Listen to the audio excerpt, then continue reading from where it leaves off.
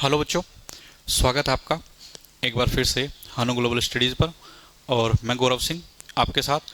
और आज हम बजट जो आपका अभी आया है 1 तारीख को, 1 फरवरी को, तो आज हम बजट के बारे में जितनी भी की हाइलाइट्स हैं उन सभी को समझने का प्रयास करेंगे। ठीक है, साथ ही साथ बजट को कैसे तैयार किया जाता है, ठीक है, और बजट का इतिहास क्या है, उन सभी के बारे में जानने के बारे में प्रयास करेंगे कि किसने उसको पेश किया था। आज लोग कह रहे हैं कि निर्मला सीतारमण ने 9 बार बजट को पेश कर दिया है। ठीक है जी, तो उससे ज़्यादा बार किसने पेश किया है, इन सभी चीज़ों को डिटेल्स में पढ़ने का प्रयास करेंगे। ठीक है जी, तो जब हम बजट की बात करते हैं तो सबसे पहले हम बजट के बारे में जानते हैं कि बजट क्या है। ठीक है, बजट जो शब्द आप देख रहे हैं एक्चुअल में इसका जो वर्णन है वो संविधान में नहीं किया गया है। ठीक है जी, तो आपको संविधान में बजट शब्द लिखा हुआ नहीं मिलेगा। ठीक है जी, ये आपको मिलेगा वार्षिक वित्तीय विवरण। क्या मिलेगा जी? वार्षिक वित्तीय विवरण। और वार्षिक वित्तीय विवरण का मतलब होता है कि सरकार द्वारा एक वित्तीय वर्ष में, कितने, एक वित्तीय वर्ष में, और वित्तीय वर्ष कब से कब तक होता है? 1 अप्रैल से 31 मार्च। तो 1 अप्रैल मतलब अगर हम बात करते हैं तो 1 अप्रैल 2026 से 31 मार्च 2027 तक जो सरकार आय की प्राप्ति करेगी और जो सरकार अगले वर्ष में खर्च करने वाली है उन सभी का लेखा जोखा प्रस्तुत करती है। ठीक है, जैसे आप अपने 1 महीने का खर्च का अनुमान लगाते हैं कि कितना खर्च होगा, ठीक है, तो उसकी एक डायरी मेंटेन करते हैं। उसी तरीके से जो बजट है, बजट का मतलब होता है जिसको हम वार्षिक वित्तीय विवरण बोलते हैं कि एक वित्तीय वर्ष में सरकार के अनुमानित व्यय और अनुमानित आय का लेखा जोखा बजट कहलाता है। ठीक है जी, और ये बजट जो है एक फ्रेंच भाषा का शब्द है। ठीक है, और ये जो शब्द है ये बुजट शब्द से लिया गया है और बुजट का अर्थ होता है चमड़े का थैला। ठीक है जी, तो आपको याद रखना है इसका मतलब होता है चमड़े का थैला। ठीक है, तो बजट जो है वो चमड़े के थैले में पेश किया जाता था पहले। ठीक है, अब तो एक लाल रंग के बक्से में पेश किया जाता है। ठीक है, अब बात करते हैं बजट के ऐतिहासिक अध्ययन की। तो बजट जो है सबसे पहली बार 7 अप्रैल 1860 को जेम्स विल्सन ने, जो ब्रिटिश कंपनी के एक अधिकारी थे, ठीक है जी, वित्तीय मामलों के सदस्य रहे हैं, इंडियन काउंसिल में वित्तीय मामलों के सदस्य रहे हैं, उन्होंने पहली बार 1860 में केंद्रीय बजट प्रस्तुत किया था।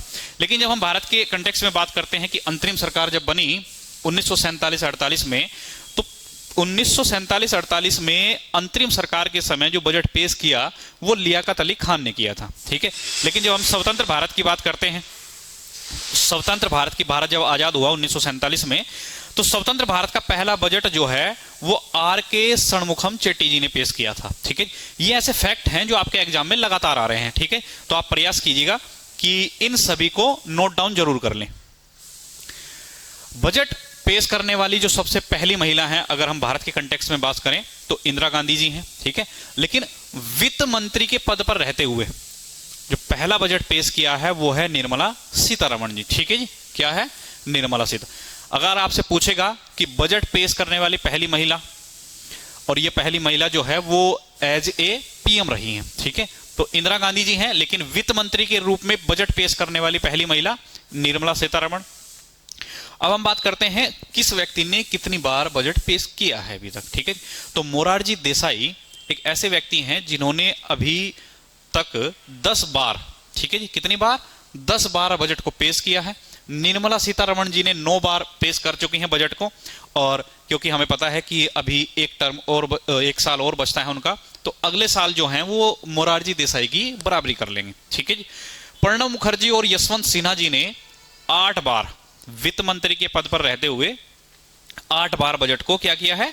पेश किया है। ठीक है जी, हम बात करते हैं कि ऐसा कहा जाता है कि 1950 में जो बजट था वो संसद से लीक हो गया था। ठीक है जी, तो अगर पहली घटना के बारे में बात करें कि ऐसा कब हुआ था, तो 1950 में ऐसा हुआ था, क्योंकि पहले जो बजट होता था वो राष्ट्रपति भवन में ही छपता था, लेकिन उसके बाद मिंटो रोड प्रेस द्वारा इसको छापा जाने लगा। ठीक है जी, और तब से आज तक जो बजट है वो लीक नहीं हुआ है। ठीक है जी, तो पहले ये आपको पता है 1 फरवरी 2026 को बजट पेश किया गया है और ये संडे का दिन था। ठीक है, रविदास जयंती के रूप में हम उसको बनाते हैं, ठीक है।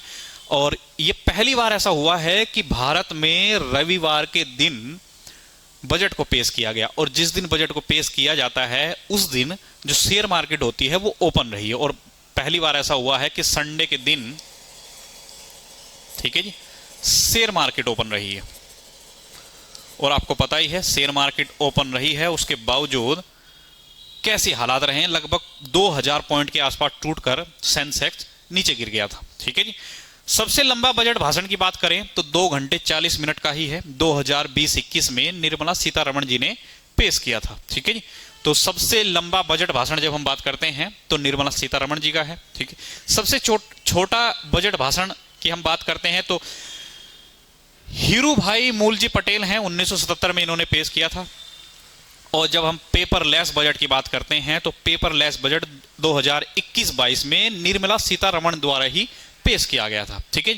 तो 21-22 से लेकर अभी तक लगातार 5 बार, ठीक है जी, तब से अब तक हम डिजिटल इंडिया को क्योंकि प्रोत्साहन दे रहे हैं, तो डिजिटल इंडिया को प्रोत्साहन देने की वजह से हम जो है पेपरलेस बजट पेश कर रहे हैं, ठीक है जी।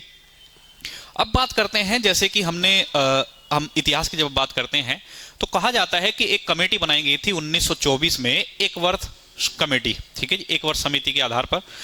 एक वर्थ समिति ने 1924 में यह सुझाव दिया था कि जो रेल बजट और आम बजट दोनों पेश किए जाते हैं उनको अलग अलग कर लिया जाए, ठीक है जी, क्योंकि रेल बजट भी साथ में ही पेश किया जाता था और आम बजट भी।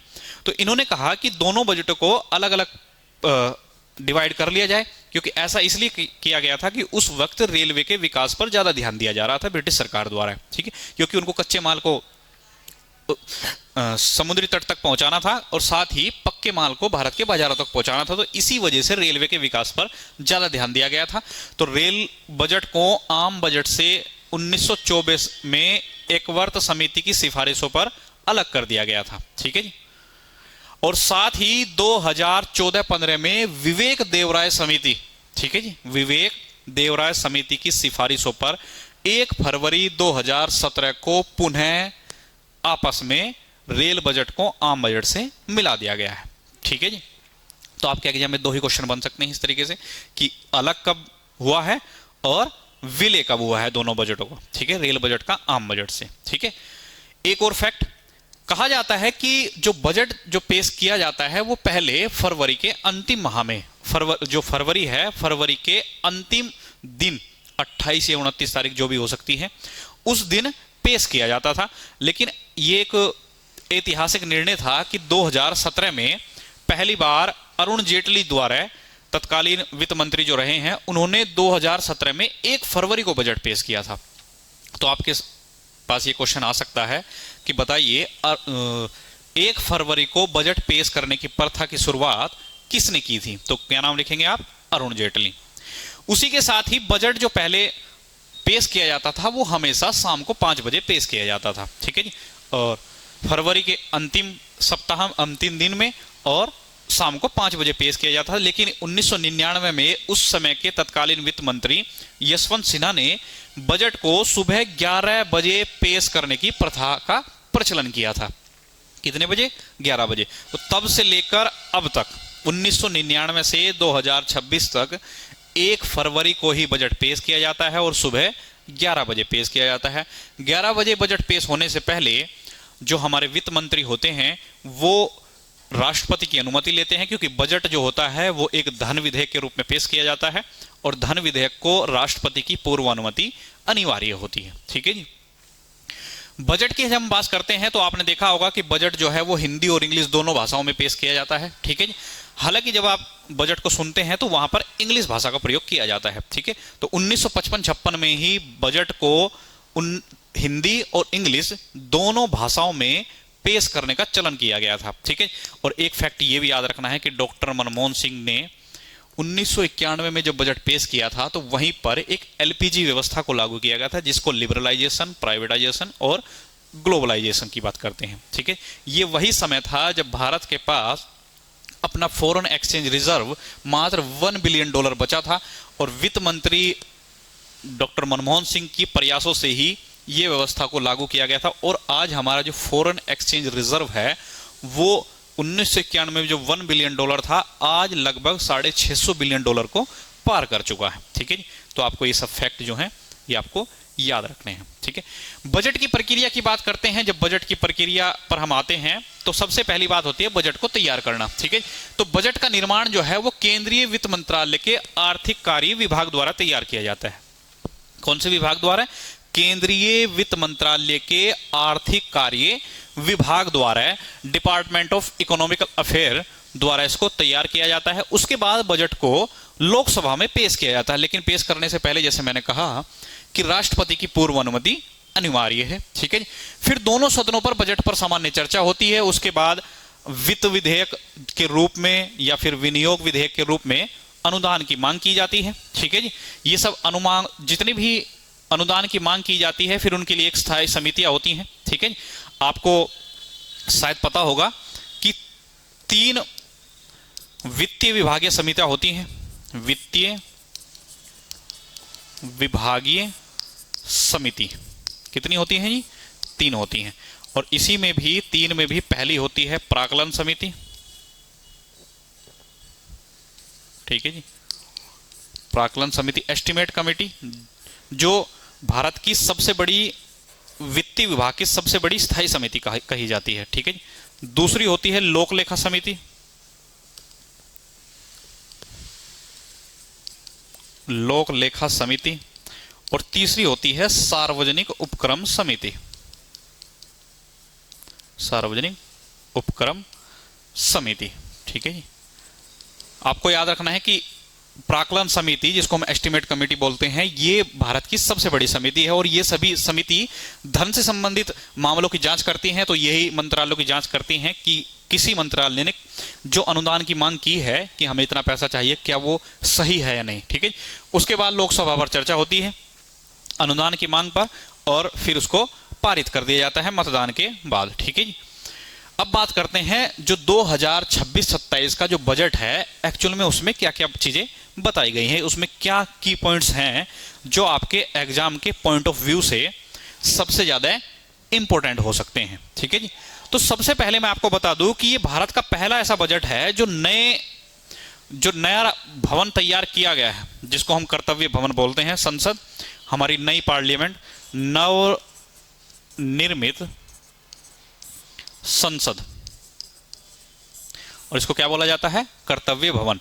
तो कर्तव्य भवन में पेश किया गया ये भारत का पहला बजट है। ठीक है जी, क्योंकि हमने अपनी संसद का नाम क्या रख दिया है? अब कर्तव्य भवन रख दिया है, और कर्तव्य भवन के सामने जो पथ है उसका नाम कर्तव्य पथ रखा गया है। ठीक है जी, जब हम 2026-27 की बात करते हैं तो ये युवा शक्ति को केंद्र में रखकर बजट की बात करता है कि हमने युवा शक्ति को केंद्र में रखकर बजट का निर्माण किया है। ठीक है जी, और ये कहता है कि बजट जो है विकसित भारत के कॉन्सेप्ट पर आधारित है। ठीक है जी, कैसा? विकसित भारत। आपको पता है कि विकसित भारत जो है सरकार ने रखा है कि 2047 तक भारत को विकसित बनाना है। क्या बनाना है? विकसित बनाने की बात कही गई है। ठीक है जी, इसी विकसित भारत पर जब जोर देते हैं तो इन्होंने 3 बात कही है कि दुविधाओं की बजाय कार्यवाही पर बात करेंगे। ठीक है, तो आज के बाद जब हम 2026-27 की बात करते हैं, ठीक है, तो वहां पर दुविधा नहीं होनी चाहिए कोई भी। ठीक है, हम नारेबाजी की बजाय सुधार पर जोर देंगे, लोक लुभावन की बजाय जन कल्याण पर बल देंगे। ठीक है, जैसे दुविधा का मतलब है कि हमें कोई भी मिसलीडिंग नहीं होनी चाहिए किसी भी मामले में, ताकि हम कार्यवाही कर सकें। नारेबाजी तो आप समझते हैं। ठीक है जी, वोट के लिए जो नारेबाजी की जाती है हम उसकी बजाय सुधार पर कार्य करेंगे। और लोक लुभावन का मतलब होता है कि हम ऐसी कोई योजना, फ्री योजना नहीं देंगे जिससे लोगों को वोटों के लिए आकर्षित किया जा सकता है। ठीक है, जैसे जब नई नई सरकारें आती हैं तो वो प्रयास करती हैं कि कोई ऐसी फ्री योजना चला दी जाए जिससे लोग जो हैं उनकी ओर आकर्षित हो जाएं। ठीक है, तो वो लोक लुभावन की बजाय किसकी बात कर रहे हैं? जन कल्याण की बात कर रहे हैं कि हम जन कल्याण की ओर ध्यान देंगे। ठीक है, हमारा जो बजट है वो 3 कर्तव्यों की बात करता है कि हमने 3 कर्तव्य पूरे करने हैं 2026-27 के बजट में। ठीक है जी, आपको याद रखना है 3 कर्तव्य कौन कौन से हैं। ठीक है जी, इन्होंने पहले कर्तव्य की बात की है कि आर्थिक विकास को गति प्रदान करना है। ठीक है जी, और साथ ही उसको धारणीय बनाना है। धारणीय का मतलब सतत विकास की ओर हम बात कर रहे हैं। ठीक है जी। तो पहला, आर्थिक विकास जो हम कर रहे हैं उसको गति प्रदान करना है, और धारणीय विकास करना है, सतत विकास की ओर, सस्टेनेबल डेवलपमेंट की ओर बात कर रहे हैं। ठीक है जी। नागरिकों की आकांक्षाओं को पूरा करने की बात कही गई है कि नागरिकों की जो मांगे हैं हम प्रयास करेंगे कि 2026-27 के बजट में उनको पूरा किया जाए। और एक अंतिम नारा जो उन्होंने दिया है 3 कर्तव्यों में, ठीक है जी, कि सबका साथ सबका विकास। सबके साथ सबके विकास का कॉन्सेप्ट यहां पर यह है कि कहा गया है कि जितनी भी जन कल्याण की योजनाएं हैं उनके सभी वर्गों तक पहुंचने की बात कही गई है। हालांकि मैं आपको बता दूं कि संविधान जब अभी इकोनॉमिकल सर्वे आया है 2024-25 का, तो उसमें एक डाटा दिया गया है कि भारतीय बैंकों की पहुंच भारत के 98% हिस्सों तक हो चुकी है। कहां तक हो चुकी है? 98% हिस्सों तक हो चुकी है। तो इस मामले में सरकार अच्छे प्रयास कर रही है कि बैंकिंग सेक्टर अगर भारत के दूरस्थ क्षेत्रों तक पहुंचेंगे तो वो समाज की मुख्य धारा से जुड़ पाएंगे। ठीक है, क्योंकि धन ही वो जरिया है जिससे हम लोगों को मुख्य धारा में जोड़ सकते हैं, क्योंकि आर्थिक विकास जितना होगा उनका सामाजिक विकास उतना ही बढ़ता चला जाएगा। ठीक है, अब बात करते हैं बजट के अनुमान की कि बजट में कितने अनुमान की बात की गई है। पहली बात, कितने खर्च की बात की गई है, तो मैं आपको बता दूं 53 लाख करोड़ की बात की गई है। ठीक है जी, कितने? 5 लाख करोड़ की। तो 53.5 लाख करोड़ रुपए खर्च करने की बात कही गई है 2026-27 के बजट में। और ये बजट, ये जो है, जो इस बार का जो एक्सपेंडिचर है वो पिछले बजट से लगभग 15% के आसपास अधिक है। ठीक है, तो लगभग पिछली बार जो था वो 50 लाख समथिंग कुछ था। ठीक है जी, तो ये आप अंदाजा लगा लीजिएगा। ठीक, लगभग ऐसा हो सकता है 15 के आसपास निकले। ठीक है, तो लगभग 53.5 लाख करोड़ के आसपास इस बार बजट की बात कही गई है। और हर साल हम देख रहे हैं कि हमारा जो बजट है वो लगातार बढ़ता जा रहा है, एक्सपेंडिचर। ठीक है जी।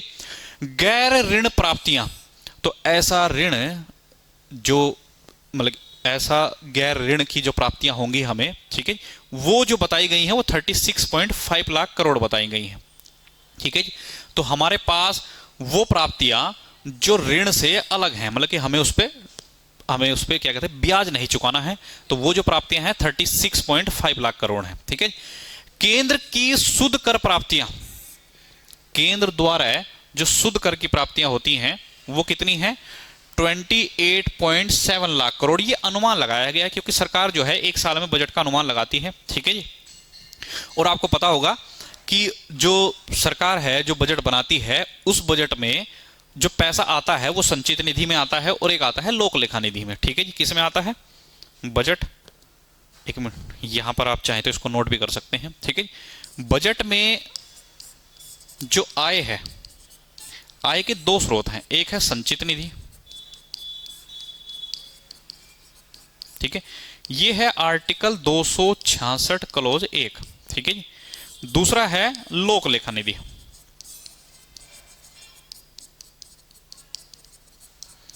लोक लेखा निधि का जो आर्टिकल है वो है 266 क्लोज 2।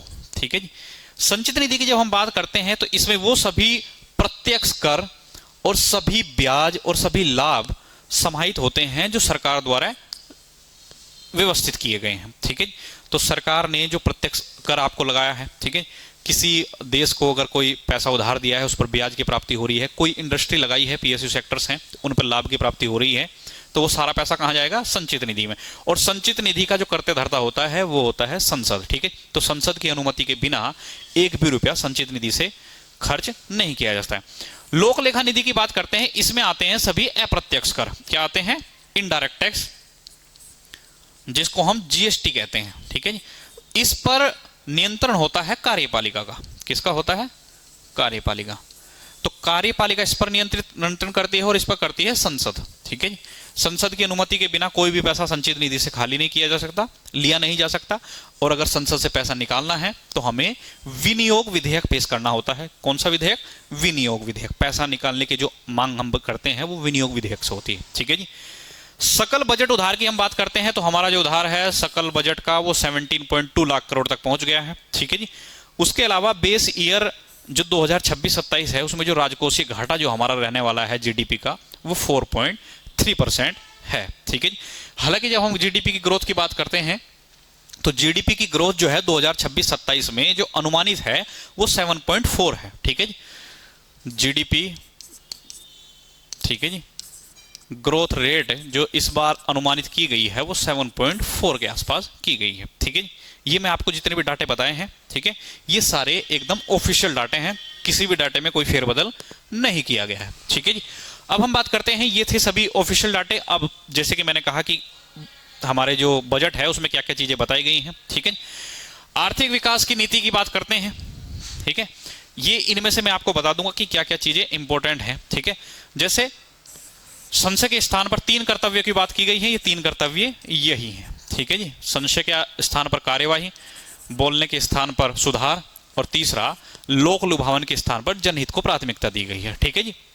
हमारा जो लक्ष्य है वो आकांक्षाओं को पूरा करना है। ठीक है। क्षमताओं को प्रदर्शन में बदलना है।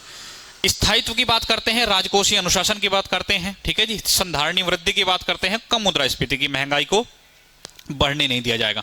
तो हमारे जो 4 पिलर जो बात की गई है, 4 पिलर में उसमें स्थायित्व है, उसमें राजकीय अनुशासन है, राजकोषीय अनुशासन जिसको हम फिजिकल डेफिसिट की बात करते हैं, राजकोषीय जो घाटा है कितनी बात की गई है, जीडीपी के 4.3 की बात की गई है, और इसको भी अनुशासन में लाने की बात की गई है। सरकार लगातार प्रयास करती है कि जो घाटा है वो कम से कम रहे। ठीक है जी। क्योंकि बजट जो होते हैं वो 3 तरीके के होते हैं, एक होता है घाटे का बजट, एक होता है अधिशेष बजट, और एक होता है संतुलन का बजट। घाटे का बजट वो होता है जहां पर व्यय आय से अधिक किया जाता है। ठीक है जी। तो हमारे पास मान लीजिए 2000 रुपये आए और हमने खर्च कर दिए 2500 रुपये, तो उस स्थिति में हमारा जो बजट है वो घाटे के बजट को पेश करता है। ठीक है। अधिशेष बजट का मतलब ये होता है, मान लीजिए कि हमारे पास 2000 रुपये आए और हमने बजट बनाया केवल 1500 रुपये का, तो हमारे पास अधिशेष बजट पेश हो जाएगा। अधिशेष मतलब 500 रुपये हमारे पास बच जाएंगे। ठीक है।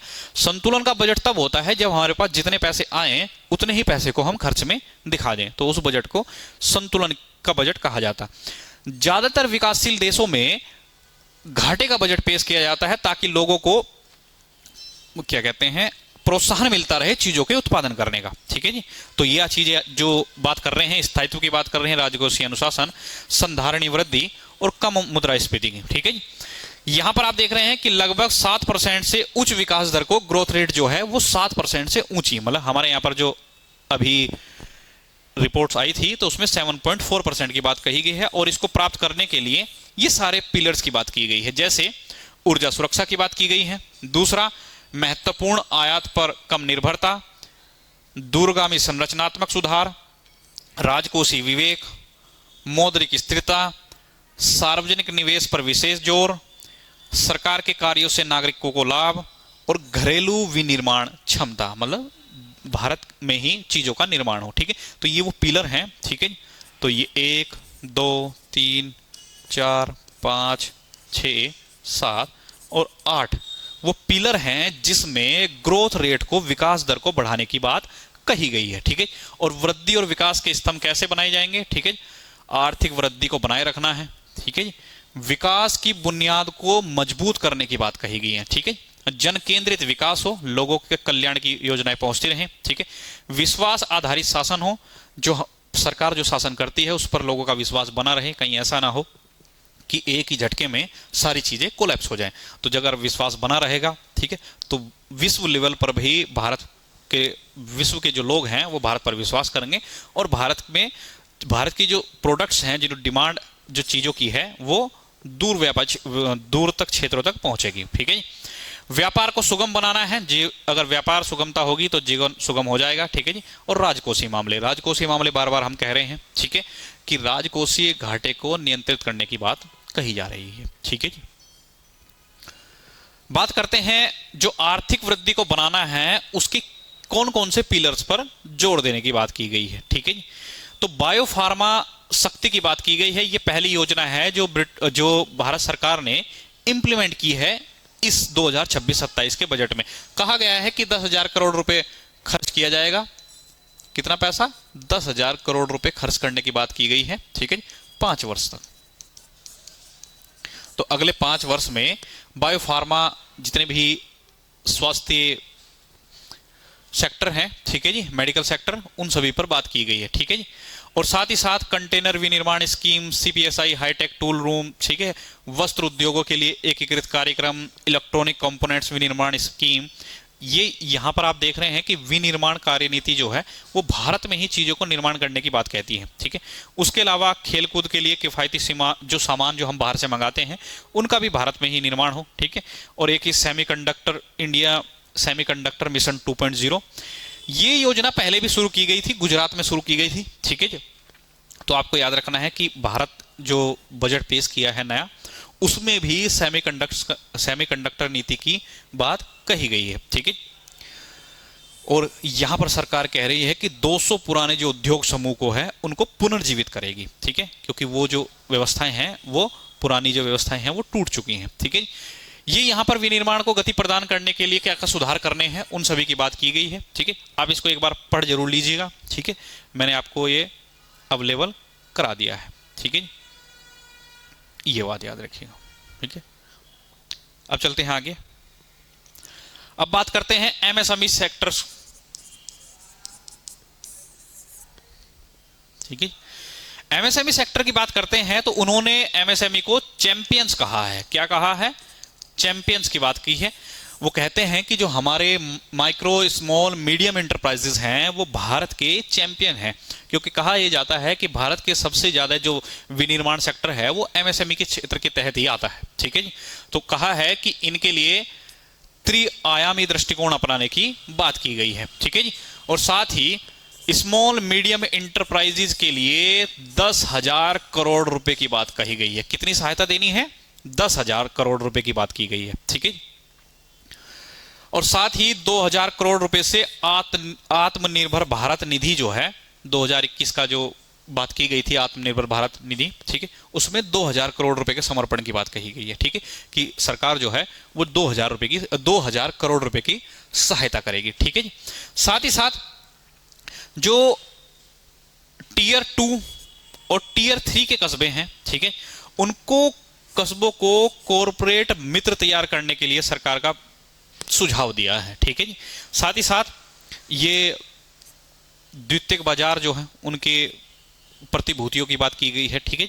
ये इतना इंपॉर्टेंट नहीं है, लेकिन ये वाला जो है ये जरूर याद रखिएगा कि एमएसएमई सेक्टर को कितने पैसे देने की बात की गई है। यहाँ पर स्मॉल मीडियम एंटरप्राइजेज को 10,000 करोड़ रुपए समर्पित की गए हैं, ठीक है। और यहाँ पर एक ये स्टार लगा के रखिएगा, ठीक है। कोरियर निर्यात पर प्रति खेप 10 लाख की वर्तमान मूल्य सीमा को समाप्त करना है, ठीक है। तो 10 लाख के मूल्य की जो कोरियर निर्यात पर टैक्स वगैरह लगता था उन सभी पर बंद करने की बात की गई है, ठीक है। सर्विस सेक्टर पर पुनः जोर दिया गया है। सरकार ने कहा है कि सर्विस सेक्टर जो है हमारा जो टर्सरी सेक्टर है, ठीक है, उस पर ज्यादा प्रयास किया जाएगा। कैसे किया जाएगा? यहां पर ये सारे पॉइंट्स जो हैं वो बताए गए हैं, ठीक है। जैसे विकसित भारत को के जो मुक्त कारक के रूप में सेवा क्षेत्र पर ध्यान केंद्रित करने के लिए उच्च अधिकार प्राप्त शिक्षा से रोजगार और उद्यम स्थायी समिति बनाने की बात की गई है, ठीक है। स्वास्थ्य के बारे में बात करते हैं। 10 विषयों संबंधित स्वास्थ्य पेशेवर AHP के लिए नए संस्थानों के उन्नयन की स्थापना की बात की गई है, ठीक है। तो कहा है कि ब्रिटिश जो क्या कहते हैं हमारी जो सरकार है वर्तमान की, वो हेल्थ सेक्टर में नए संस्थानों की खोलने की बात कर रही है, ठीक है जी। देखभाल परिवेश, ठीक है जी, ये सभी की बात की गई है। एक बहुकुशल देखभाल कार्यकर्ता को प्रशिक्षित करने की बात की है कि 1.5 लाख कुशल श्रमिकों की बात की गई है, ठीक है जी। चिकित्सा पर्यटन की बात की गई है। चिकित्सा में पर्यटन हो, विदेश के लोग भी भारत में आ सकें, ठीक है जी। 5 केंद्रों की स्थापना की बात की गई है। तो राज्यों की सहायता के लिए 5 चिकित्सा मूल पर्यटन केंद्र स्थापित किए जाएंगे, ठीक है जी। और साथ ही आयुष्मान, आपको पता होगा आयुर्वेदिक, योगा, यूनानी, सिंध और होम्योपैथिक जो सरकार ने एक मंत्रालय बनाया है, ठीक है, उसी के तहत यहां पर 3 अखिल ऑल इंडियन आयुर्वेदिक इंस्टीट्यूशन, ठीक है, 3 अखिल भारतीय आयुर्वेदिक संस्थान खोलने की सरकार यहां पर बात कर रही है। तो आपके एग्जाम में क्वेश्चन आएंगे कितने बजट में कितने अखिल भारतीय आयुर्वेदिक संस्थान घोषणा की गई है खोलने की, ठीक है, जो कितने की गई है? 3 संस्थान की गई है। और बहुकुशल जो श्रमिक हैं, ठीक है, वो 1.5 लाख की बात की गई है। 10 विषयों से संबंधित स्वास्थ्य पेशेवर के लिए नए संस्थानों के उन्नयन की बात की गई है, ठीक है जी। साथ ही साथ जब हम ऑरेंज अर्थव्यवस्था की बात करते हैं तो यहां पर एक शब्द दिया गया है कंटेंट क्रिएटर प्रयोगशालाओं की स्थापना, ठीक है। तो 1500 माध्यमिक विद्यालयों में और 500 महाविद्यालयों में एवीजीसी, ठीक है जी, ठीक है। ये जो कंटेंट क्रिएटर प्रयोगशालाओं की स्थापना करने की बात कही गई है, कितने? 1500 माध्यमिक विद्यालयों में और 500 महाविद्यालयों में, ठीक है। ये इंपॉर्टेंट पॉइंट है, इसको याद रखिएगा, जैसे ये इंपॉर्टेंट है, ठीक है। उसी तरीके से डिजाइन की जब हम बात करते हैं तो भारत के पूर्वोत्तर क्षेत्रों में जो मार्ग हैं, ठीक है, उसको राष्ट्रीय डिजाइन संस्थान की स्थापना की बात की गई है, ठीक है। डिजाइन के लिए एक नए राष्ट्रीय डिजाइन संस्थान की बात की गई है, ठीक है। खेलो इंडिया मिशन, जैसे आपको पता है कि भारत में हर साल राष्ट्रीय खेल आयोजित किए जाते हैं प्रत्येक राज्यों में, ठीक है।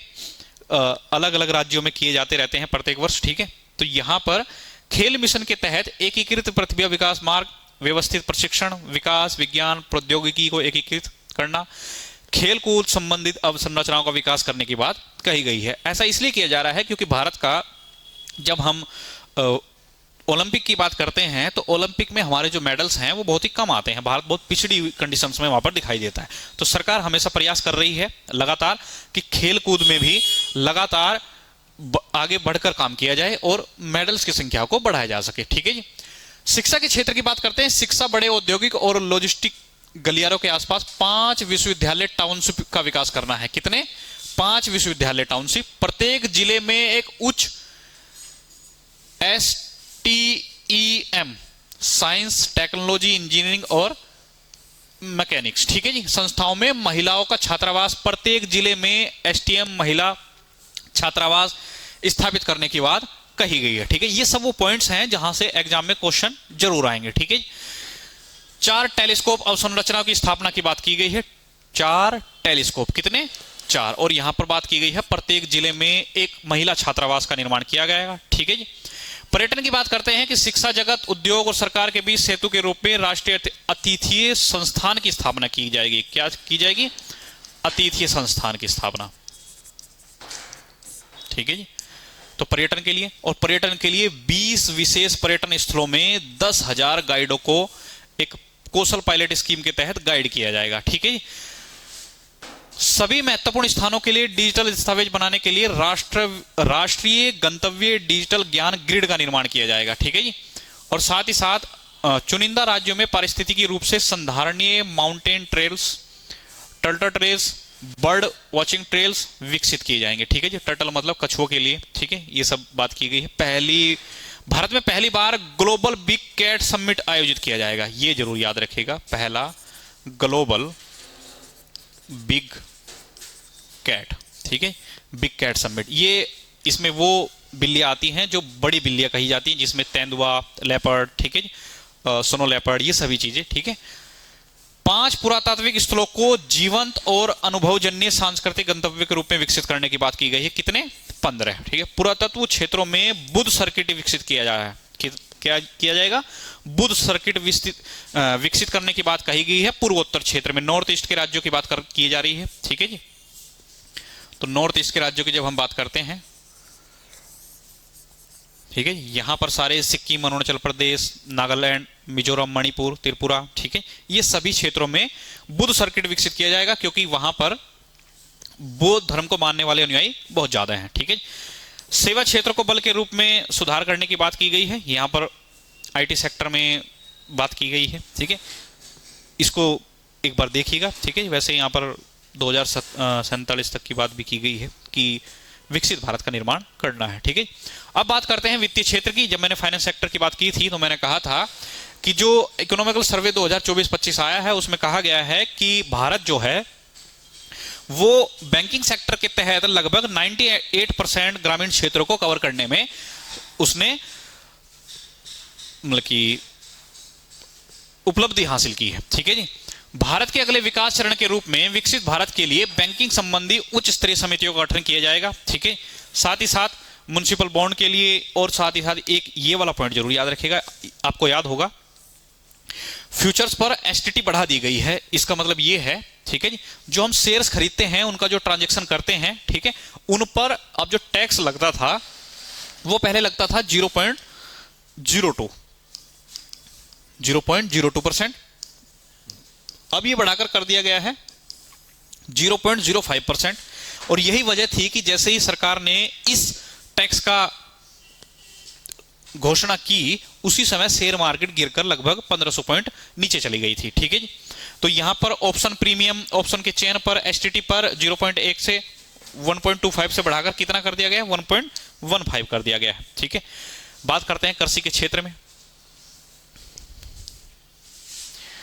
हमने इस पूरी क्लास में पूरे बजट को कंपाइल करने का प्रयास किया गया है, ठीक है, क्योंकि इसमें हिस्ट्री भी बहुत ज्यादा आती है, ठीक है।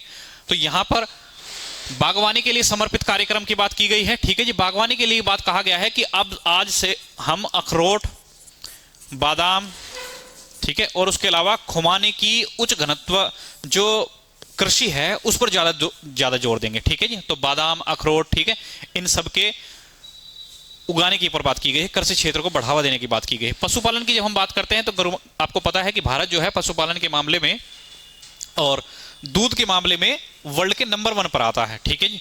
तो यहां पर उच्च मूल्य कृषि सहायता की बात की गई है, काजू और कोको कार्यक्रम शुरू करने की बात की गई है, नारियल को प्रोत्साहन देने की बात की गई है। ये नारियल प्रोत्साहन योजना, ये जरूर याद रखिएगा, ठीक है जी। तो नारियल प्रोत्साहन योजना शुरू करने की बात की गई है ताकि नारियल का उत्पादन बढ़ाया जा सके। भारतीय काजू और कोको के लिए समर्पित कार्यक्रम की बात की गई है। मत्स्य पालन की जब हम बात करते हैं तो सरकार ने कहा है कि हम लगभग 500 जलाशयों का नवीनीकरण करेंगे, ठीक है जी, और उनको अमृत सरोवर के रूप में विकसित करने की बात कही जा रही है, ठीक है। चंदन की खेती पर बात की जा रही है, संकेंद्रित खेती और कटाई उपरांत प्रसंस्करण की बात की गई है ताकि चंदन की जब खेती करते हैं तो पेड़ जब बड़ा हो जाता है तो उसको काट कर नई चीजों में कन्वर्ट किया जा सके। और बात करते हैं भारत विस्तार की, तो एआई प्रणाली के तहत कृषि पद्धतियों को संबंध करने की बात की गई है। इसका मतलब यह है कि एआई प्रणाली को कृषि से जोड़ा जाएगा। किससे जोड़ा जाएगा? भारत की कृषि, ठीक है। तो ये सब वो विशेषताएं हैं जो संविधान में आपके लिए नए बजट में बताई गई हैं, ठीक है। ये और अवसंरचना की जो बात करते हैं, अवसंरचना में आपको केवल इतना ही याद रखना है, जिन शहरों की आबादी 5 लाख से ज्यादा है, कितनी है? 5 लाख से ज्यादा है, उन क्षेत्रों को टीयर 2 और टीयर 3 कैटेगरी में गिना जाता है।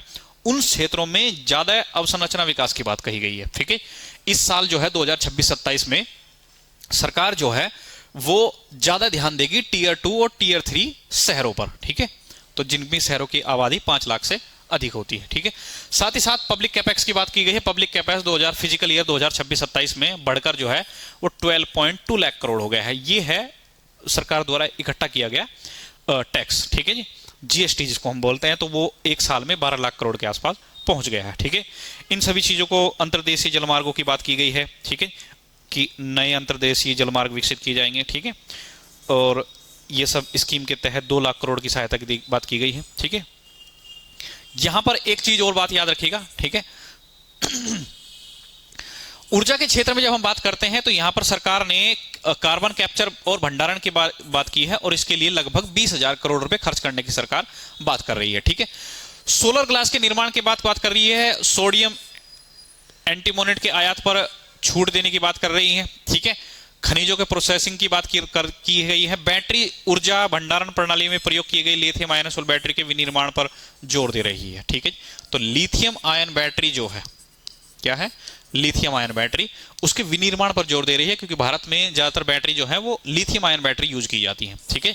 2035 तक नाभिकीय ऊर्जा परियोजनाओं के लिए अपेक्षित सामानों के आयात पर बेसिक सीमा शुल्क और रियायत का विस्तार करने की बात सरकार कह रही है, ठीक है। बायोगैस मिश्रित और सीएनजी के दे केंद्रीय उत्पादक शुल्क में को मूल्य को छोड़ने की बात कर रही है, ठीक है। और ये मैंने आपको बताया था कि टीयर 2 और टीयर 3 जो शहर हैं उसमें सरकार विकास की बात कर रही है और इसी विकास के तहत लोगों को एक दूसरे से जोड़ने के लिए 7 हाई स्पीड रेल कॉरिडोर बनाने की बात कर रही है। कितने? 7 हाई स्पीड रेल कॉरिडोर यहां पर बात कही गई है, ठीक है।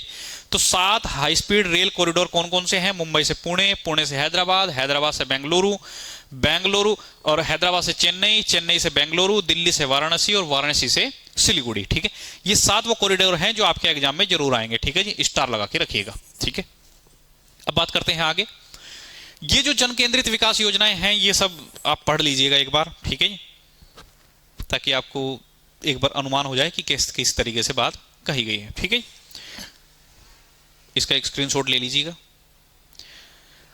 यहां पर जो पॉइंट है कैंसर वाला वो जरूर आप याद रखिएगा, ठीक है। सरकार ने कहा है कि कैंसर रोग के लिए 17 दवाइयां ऐसी हैं जो बहुत ज्यादा इंपॉर्टेंट थी, उन पर अब जो छूट दे दी गई है, ठीक है। बात करते हैं बजट की। जब हम बजट की बात करते हैं तो हमें पता होना चाहिए कि पैसा कहां से आया है और कहां पर जाएगा, ठीक है। तो सबसे बात करते हैं पहले कि सरकार का जो बजट है वो पैसा कहां से आता है, ठीक है जी। तो सबसे ज्यादा जो पैसा आता है वो आता है 24%, ठीक है जी। 24% ये आता है बोरोइंग और लायबिलिटीज से, ठीक है जी। जो हमने लोगों को पैसा उधार दिया है, ठीक है जी, वहां से जो ब्याज वगैरह आता है वो सभी हमारी जो है क्या है, लायबिलिटीज हैं, वो आती हैं 24%, ठीक है जी। तो उधारी हम इसको कह सकते हैं, ठीक है जी। उधारी कितनी है? 24%। 24% हमारे पास उधार आ जाता है, ठीक है जी। उधार जो हमने दिया है वो पैसा आता है। 24% के बाद जो दूसरा नंबर आता है वो आता है इनकम टैक्स का, ठीक है जी, जिसको हम बोलते हैं इनकम टैक्स, लिख लीजिए आयकर, इनकम टैक्स, ये है 21%। उसके बाद जब हम बात करते हैं उसके बाद आते हैं कॉर्पोरेट टैक्स, ठीक है जी। कॉर्पोरेट टैक्स ये है 18%, ठीक है जी। तो पहला नंबर बोरोविंग का, दूसरा नंबर इनकम टैक्स का, तीसरा नंबर कॉर्पोरेट टैक्स का और चौथा नंबर जीएसटी का। और जीएसटी से जो हमारा पैसा इकट्ठा होता है वो लगभग 15% के आसपास है, ठीक है। फिर आता है नॉन टैक्स रेवेन्यूज, ठीक है, ये 5वें नंबर पर आता है, 10% है, ठीक है। उसके बाद आता है यूनियन एक्साइज, जो एक्साइज ड्यूटीज हैं, संघ सरकार जो हमारे ऊपर ड्यूटीज लगाती है, वो 6ठे नंबर पर आता है। मैं आपको बता दूं कि ये इसलिए जरूरी है आपके लिए, आप इसको एक क्रम में लिख लीजिएगा। पिछली बार क्या हुआ था कि जब पीसीएस का एग्जाम आया था, यूपी पीसीएस का, तो उसने इसको क्रम में लगवा लिया था, ठीक है जी।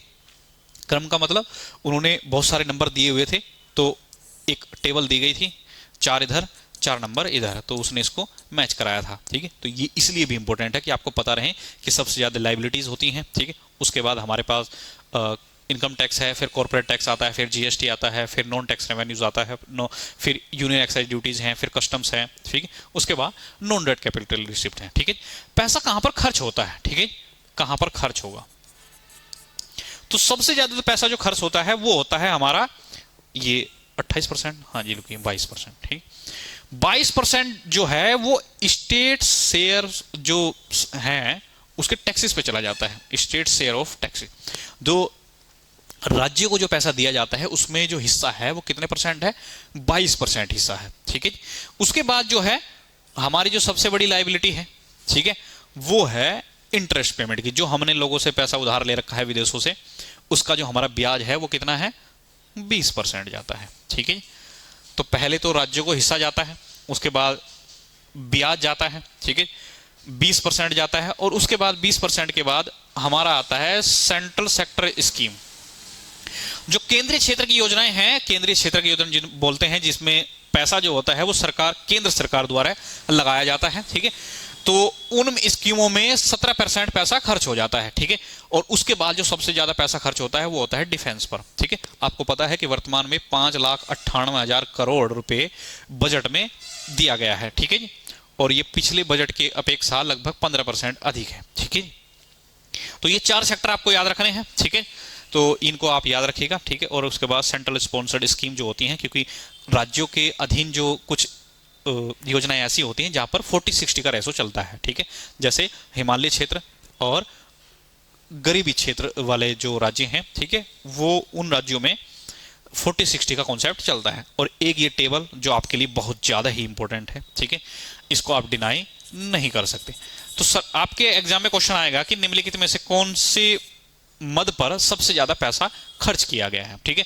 तो पहला नंबर आता है परिवहन का, ठीक है। जो ट्रांसपोर्ट पर जो हम पैसा खर्च कर रहे हैं इंफ्रास्ट्रक्चर बनाने के लिए, 5,98,520 करोड़ रुपए खर्च होंगे 2026-27 के बजट में, ठीक है जी। दूसरा जो खर्च है वो लगभग है 5,94,000 करोड़, जिसकी हम बात कर रहे थे, जो हमारा डिफेंस सेक्टर में है, ठीक है, क्योंकि हम इसमें नई नई योजनाओं को लागू कर रहे हैं, ठीक है। और साथ ही साथ हम डिफेंस के लिए भी चीजें खरीद रहे हैं। ग्रामीण विकास की बात करते हैं तो 2,73,108 करोड़ रुपए खर्च किया गया है। गृह कार्य में 2,55,234 करोड़। कृषि क्षेत्रों के कार्य कायाकल्प के लिए 1,62,000 करोड़। शिक्षा पर 1,39,000 करोड़ रुपए। ठीक है।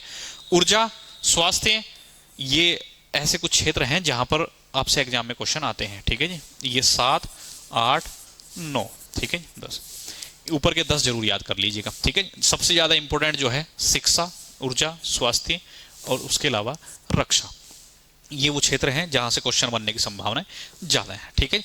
अब एक और क्वेश्चन आपके दिमाग में गूंज रहा होगा कि टैक्स स्लैब के बारे में नहीं बताया गया है।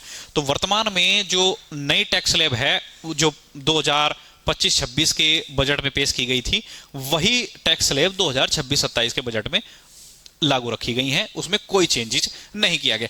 पुरानी वाली टैक्स स्लैब जो थी, ये ओल्ड रिजीम वाली जो टैक्स स्लैब है वो ये है। ठीक है। जहां पर 2.5 लाख तक की इनकम पर कोई आपको पे नहीं करना होता था। ठीक है जी। 2.5 लाख से 5 लाख की इनकम पर 5% पे करना होता था, 5% टैक्स लगता था। 5 लाख से 10 लाख पर 20% और 10 लाख से अधिक की इनकम पर 30% टैक्स लगता था। लेकिन ये टाइम्स ऑफ इंडिया के अखबार में ये जो बताया गया है कि न्यू टैक्स रेजिम जो 2026-27 में है, ये वही है जो 2025-26 के बजट में पेश की गई थी। ठीक है। 0 से 4 लाख तक आपको कोई पे नहीं करना है। 4 से 8 लाख तक 5%, 8 से 12 लाख तक 10%, 12 से 16 लाख तक 15%, 16 से 20 और 20 से 24 तक 25%। और अगर आपकी इनकम 24 लाख, एक साल में 24 लाख से अधिक है, तो वहां पर आपके ऊपर 30% का टैक्स लगाया जाएगा। ठीक है। और मैं आशा करता हूं कि आपका ये जो बजट है, बजट से संबंधित सारी चीजें जो हैं वो क्लियर हो गई। अगर आपने इसको ईमानदारी से पढ़ा, ठीक है, ईमानदारी से समझा, तो ये यहां से आपका बजट से कोई भी क्वेश्चन नहीं बचेगा। ठीक है। तो धन्यवाद। जय हिंद।